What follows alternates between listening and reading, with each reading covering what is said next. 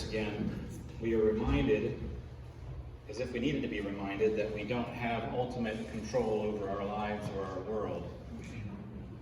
This past week, Dave and Paula Kaiser were in a really bad car accident. Dave had a cardiac event, passed out at the wheel, and they're going to be okay, looks like, but they were lucky to survive. And Paula is home now, and Dave has been moved out of ICU, but they face many unexpected months of recovery. Total shock for them, for all of us, but the uncertainty of life sometimes out there.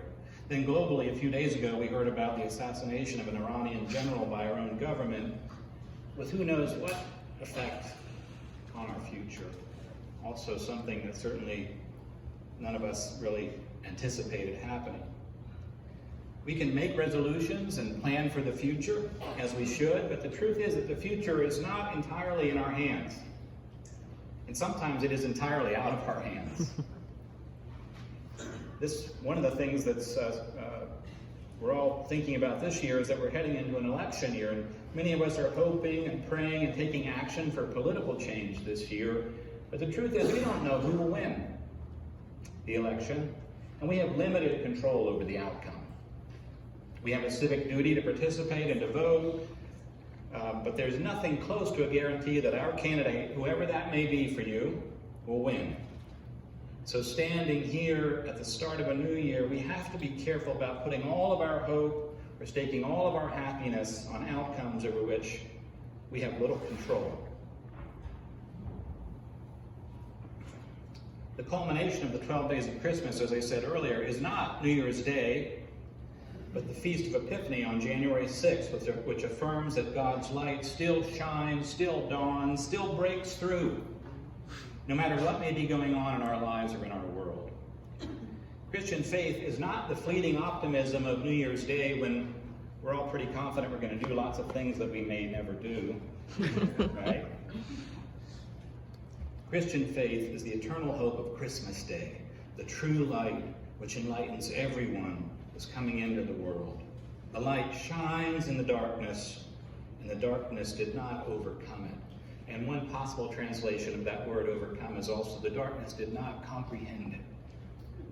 Darkness can't comprehend the coming of light into the world, the mystery of that. And my wife Deborah said, I should just stop there because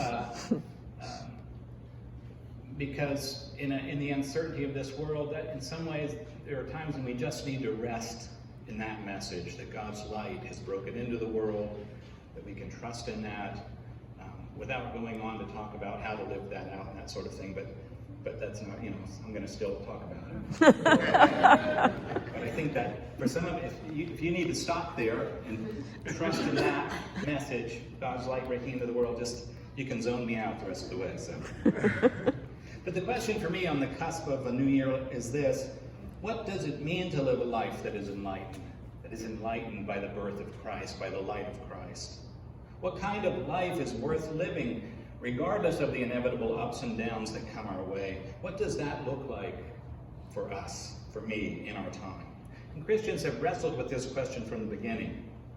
I've always been drawn to the desert fathers and mothers who were the forerunners of the Christian monastic tradition.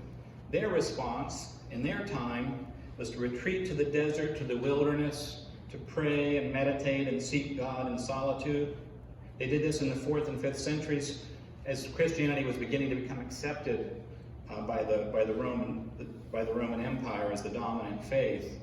And where some people saw that event as an incredible success, that Christianity was moving into the halls of power in the Roman Empire, the desert fathers and mothers weren't so sure. They saw it as spiritual danger for the faith. Henry Nouwen described them as men and women who withdrew from the compulsions and manipulations of their power-hungry society in order to fight the demons of their time and encounter the God of love in the desert. I don't think we should retreat from the world as they did, out into the wilderness, as appealing as that sounds to me sometimes. But what if we could live our lives and create community together in the midst of the world, in that same spirit withdrawing from the compulsions and manipulations of our power-hungry society in order to fight the demons of our time, and in that way make known the God of love in our time. What would that look like? Well, to find some early answers to that question and to avoid simply projecting my perspectives and frustrations onto it in response to it, I went back to 1 John, the epistle that most scholars believe came from the same first century community as the Gospel of John. If they were the ones who could see the light that enlightens everyone, still shining, how did they try to live that out in their time? The final verse in the epistle seems to me to be a key. It seems to have been placed there as kind of a summing up of everything that's been said, and it reads, "Little children, keep yourselves from idols." What does that mean?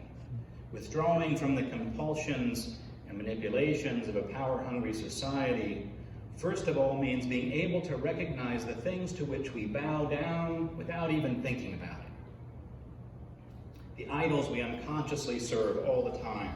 A life that is enlightened by the light of Christ is a life that takes a different path. And here are a few things that the epistle seems to describe as that path. The first one is counterintuitive for me. It's not something that I am necessarily naturally drawn to, but it's the practice of confession. In John 1, verses 7 to 10, it reads, "If we walk in the light as God is in the light, we have fellowship with one another. If we say that we have no sin, we deceive ourselves, and the truth is not in us.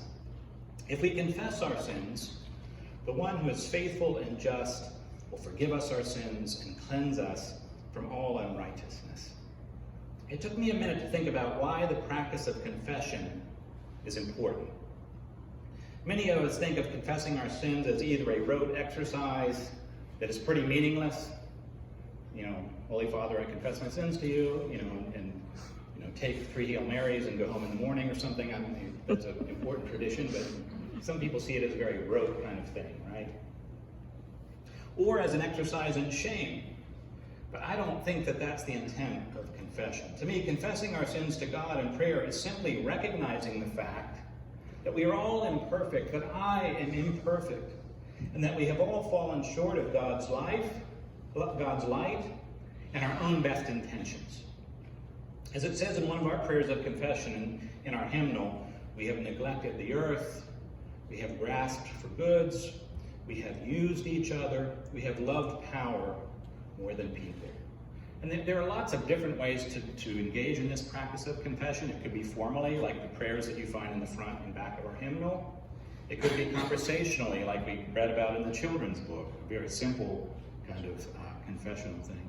It could be through a contemplative practice, like the palms down, palms up prayer, where you release things to God with your palms down on your thighs, and then you receive from God grace and forgiveness and whatever else you need with your palms up. So there are many different ways to engage in this practice. And however we do it, I think it's meant to be a way to practice humility, or perhaps simply to practice being human. All of us are going to make mistakes. None of us can fully escape participating in unjust systems. When we fail to acknowledge that fact, we get trapped in a spiritual pattern of avoidance and denial, avoiding and denying the fact that we can't possibly live up to the expectations or idols of perfection and happiness that society demands of us. Confession, the acknowledge that we are, after all, simply human, allows us to breathe again. And for me, it also empowers me to go back and try again with whatever it is that some place where I have fallen short, whatever that might be. God does not seek to shame us, but to forgive us and heal us so that we can love ourselves and others. One of the Desert Fathers, Abba John the Little, said, "We have abandoned a light burden, namely self-criticism, and taken up a much heavier burden, namely self-justification." Interesting. The second practice I'm not going to say a whole lot about because it's very familiar to us, but it's the practice of care for those who are in need. In 1 John 2, it reads, "The love of God is not in those who love the world. For all that is in the world, the desire to have, the pride in riches, comes not from God, but from the world, and the world and its desires are passing away. But those who do God's will live forever. How does God's love abide in anyone who has the world's goods and sees a brother or a sister in need and yet refuses to help? Little children, let us love not in word or speech, but in truth and action. So we know this practice well. It's about care for those who are in need through generosity, through acts of service like feeding the hungry, and through work for justice to change the social patterns and systems that oppress those who are in need. This is essentially the practice of recognizing Christ in others, especially those who are considered the least of these. And it frees us from bowing down to the idols of wealth and status and brings us back to life, from the despair that comes when we feel powerless to make a difference. But the key practice named in the Gospel of John and repeatedly in 1 John is to love one another. Whoever says, "I'm in the light," while hating a brother or sister, it reads in 1 John, is still in the darkness. God is love, and those who live in love live in God, and God lives in them. Those who say, "I love God," and hate their brothers or sisters are liars. For those who do not love a brother or sister whom they have seen cannot love God whom they have not seen. I mean, it doesn't get much clearer than that, right? Which is not to say that it's easy. We have these romantic notions that to love our neighbor is just a matter of this wonderful feeling emerging from our beautiful hearts that someday we'll come out and we'll love our neighbors. It reminds me of those who say, "The Bible said it, I believe it, and that settles it." Yeah, but you're still a jerk. You're still filled with the compulsions and manipulations of your society. You still are filled with racism and self-centeredness and lack of care for your neighbor, or whatever it might be. I mean, faith is the starting place for us on this journey, not the end point. If we start with confessing our wounded humanity and spend time to service in those who are in need, regardless of who they may be, we begin to find the ability to practice love toward others more consistently and break the power of things like ideology, group identity, and the need to be right all the time that are so characteristic of the times that we live in. Our calling is not to be right, but to be compassionate as Christ is compassionate. And sometimes I think this is probably the main reason we all get together, is to learn how to practice love. And then we go out and fail at practicing love, and we can confess that, and we come back and we work at it some more. I mean, in many ways, it's the main thing we're working on together, and that we gather each week for community. The Desert Father Alazanthius once said, "A dog is better than I am because it also has love, but it does not pass judgment."